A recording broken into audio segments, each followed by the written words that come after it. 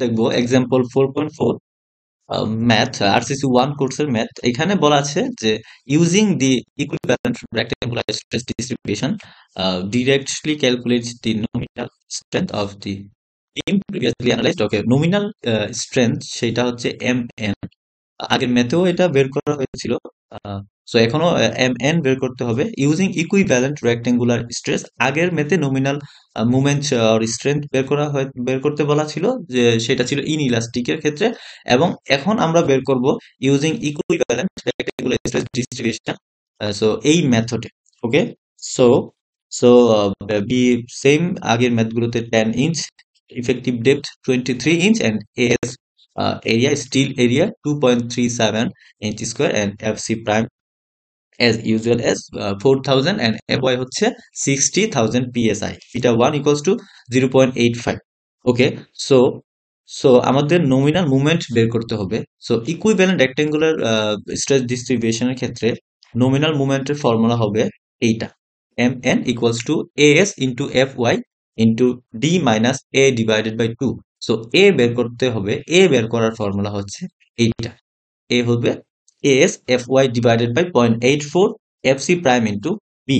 ওকে, so এই ম্যাথের ক্ষেত্রে আমাদের যে কন্ডিশনটা ফিল আপ করতে হবে সেটা হচ্ছে rho is less than rho max. আগের ম্যাথে ছিল rho is less than rho B, এখানে রো বিটা অ্যাকচুয়ালি লাগতেছে না। সো এখন রো ম্যাক্স বের করতে হবে, যেটা কিনা রোর থেকে বড় হতে হবে। সো রো ম্যাক্স বের করার যে ফর্মুলা সেটা হচ্ছে এইটা, রো বি এর মতোই কিছুটা।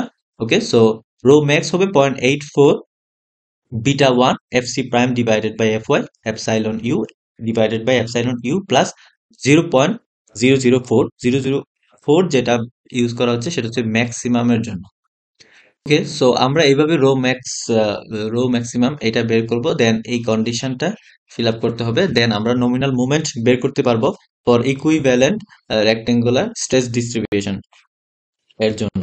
ওকে, সো আমাদের যে স্টেপ, প্রথম স্টেপ হচ্ছে রো অ্যান্ড রো ম্যাক্স এই দুইটা বের করা। আমরা রো বের করতে পারি S divided by B, S হচ্ছে 2.37, বিডি আমরা জানি। সো রো বের করবো, দেন রো ম্যাক্স এর ফর্মুলা হচ্ছে এটা 0.85, বিটা হবে 4000 পিএসআই, এফ সি প্রাইম যেহেতু 4000 পিএসআই, সো বিটা হবে 0.85, বিটা হবে 4000 psi, or এর থেকে যদি ছোট হয় দেন 0.85 বিটা 1। ওকে, ওকে, দেন fc প্রাইম ksi ইউনিটে 4, fy ksi ইউনিটে 60,000 থেকে 60, 4000 থেকে 4 ksi ইউনিটে, দেন এপসাইলন ইউ এটার ভ্যালু মুখস্থ 0.003, 0.003, এন্ড এখানে 0.004 ম্যাক্সিমাম রো এর জন্য। সো রো ম্যাক্স পেলাম আমরা 0.0206। ওকে, ওকে, সো আমরা এখানে রো ম্যাক্স এর ভ্যালুটাই বড় আসছে, সো দেন কমেন্ট লিখতে পারি the beam will fail by yielding of steel. Okay, then আমরা ইজিলি নমিনাল মুভমেন্ট বের করতে পারবো। নমিনাল মুভমেন্ট বের করার জন্য এটা অ্যাপ্লিকেবল, এই ভ্যালুগুলা। সো নমিনাল মুভমেন্ট বের করার ফর্মুলা ছিল S F Y D minus A by two. এখানে এ বের করতে হবে, এ বের করার ফর্মুলা ছিল as into fy divided by 0.85 into fc prime into b. So as 2.37, fy ksi unit is 60, then 85.85, fc prime 4, b equals to 10. Okay, then a we get a is 4.18 inch. Okay, then by inserting uh, a into this formula, then nominal moment হবে 2973.40 keep inch, দেন এটাকে keep ফিটে নিতে গেলে 12 দিয়ে divide হলো, দেন 247 keep fit nominal movement. ওকে, ওকে, so এইটা হচ্ছে nominal movement, যেটা আমরা জানি ক্যালকুলেটেড মুভমেন্ট, আমরা ক্যালকুলেশন করে যেটা পেলাম সেটা। সো এই মুভমেন্টের অনুযায়ী আমাদের একটা বিম ডিজাইন করতে যদি বলে ওইখানে কতটুকু রড ইউজ করব আমরা সেইটা বের করতে হয়। সো সো নমিনাল মুভমেন্ট তো বের করলাম, যদি কোয়েশ্চেনে বলা থাকে যে ডিজাইন মুভমেন্ট বের করো, দেন আমরা কি করব? So basically the difference between nominal movement and design movement, এইটা একটু বলতে হবে। ডিজাইন মুভমেন্ট হচ্ছে একদম আমরা ডিজাইন করার জন্য যে একদম চূড়ান্ত যে মুভমেন্টটা সেইটা, আর নমিনাল মুভমেন্ট হচ্ছে আমরা ক্যালকুলেশন করে যেটা পাবো। সো এখানে ডিফারেন্সটা কি আসলো? নমিনাল মুভমেন্ট যদি আমাদের এখানে যদি নমিনাল মুভমেন্ট লাইক এখানে কত আসছে 247 কিপ ফিট। সো এই নমিনাল মুভমেন্টের জন্য লাইক আমাদের রড ইউজ করতে হবে 2%। ঠিক আছে, সো রড ইউজ করতে হবে। আচ্ছা, এখানে তো রো বের করেছি আমরা।